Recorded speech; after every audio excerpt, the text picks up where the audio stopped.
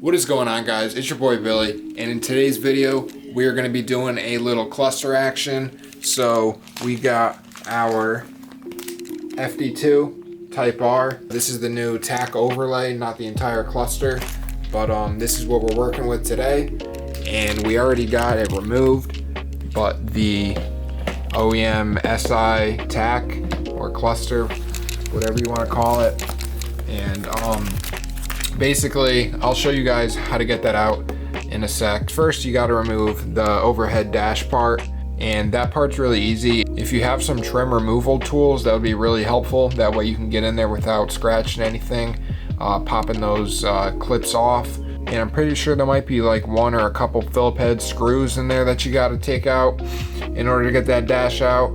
And once you got the dash off, all you got to do is take off 1, 2, and 3. Pretty sure those were Phillips heads as well. Once you get those 3 Phillips head screws out, there is a plug in the back that you just want to unplug.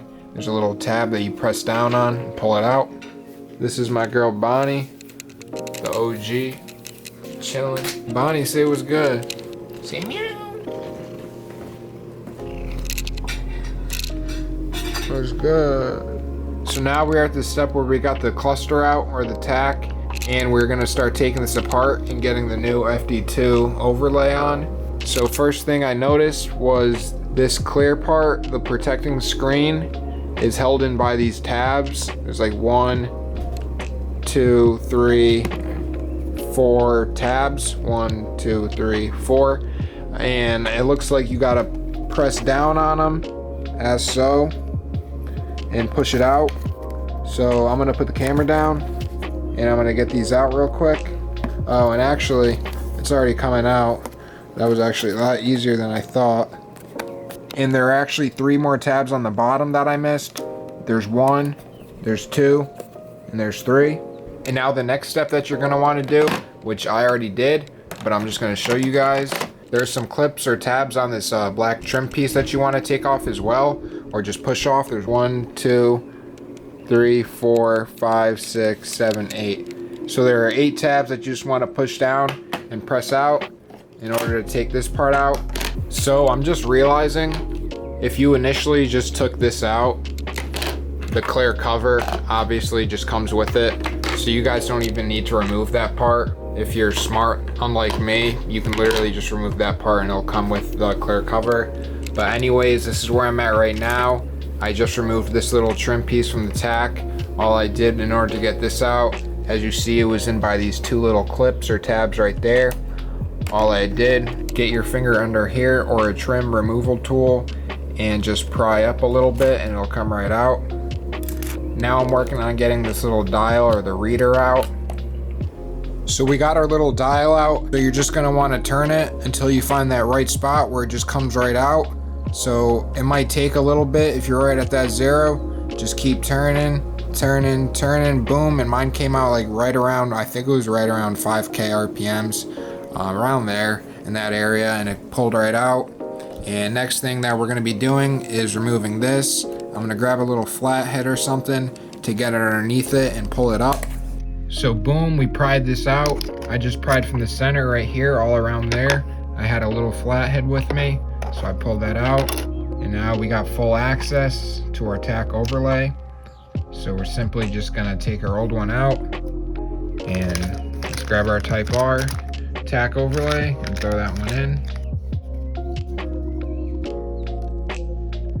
So as you guys see, I have both cluster overlays sitting right next to each other. And what you're gonna notice right away is that the OEM cluster overlay or Tach overlay has these little inlets or little cutouts right around these parts, and as well in the corners. And if you look at the FD2 Type R cluster overlay, it does not. Boom, boom, boom, boom. And the top doesn't have them either, but it doesn't stick out as much as the OEM one, so I'm not sure that's gonna be an issue. But if you come over here and you grab your OEM cluster overlay and throw it on here, as you see, it fits perfect. These little pins right here, they sit right in the slots. That way it doesn't move anywhere. It's in a nice position. And if you take your FD2 cluster overlay. It doesn't want to do that because it doesn't have those slots cut out yet, so as well as the corner slots. So that's what we're going to be doing today. We are going to be cutting out some of those slots. That way, when we put this back together and assemble everything, the tabs will still clip right in right there. So we're going to have to cut right there to get that tab in, cut right there to get that tab in, and then cut the slots in order to fit it on these pins right there. And then the top, that should not matter because it doesn't stick out as much. So if you see, they're still accessible to get those tabs in. So we're gonna go ahead and start cutting out these notches. We have all the slots cut out. Obviously not like the best job, but I mean, it works. The corners are all done. Boom, boom, boom, boom, fits nice. And then the slots are a little messy, but you know what? You're not gonna be seeing that. So 1, 2, and then it fits on perfect. I'll show you guys right now. Boom, right in the slots. So boom, the Tach overlay is all seated on there. We got everything cut out where we need to be, looking like the OEM Tach overlay. And now from here, all we're gonna be doing is putting everything back together. So we're gonna be putting our trim pieces back on. We're gonna be putting our dial and this trim piece back on, and then our cover. Gonna clean that off first, put everything back together, and it should be looking real nice. So now, in order to get our cluster back in, all we have to do is put that plug in the back, that one right there, and then we got 3 Phillips heads. So guys, the camera died. I'm now on the daily, and I'm using my phone at the moment to film this little outro for you guys. But anyways, I just wanted to say I hope this video was helpful for you guys. Anyone who might have been looking for some sort of tutorial on how to get this job done.